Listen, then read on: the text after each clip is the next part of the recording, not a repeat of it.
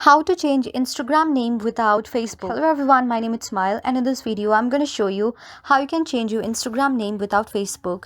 So to know how you can do this, watch this video till the very end. So make sure that you have installed and updated the latest version of Instagram on your device so that you won't miss out any new features. If you have already done so, then open your Instagram, and now you want to change your name. Just tap on edit profile option. Now here is the name. Just cross it and change to anything that you want. For example, I want to change my name to Gorilla124. Then just tap on this option right here.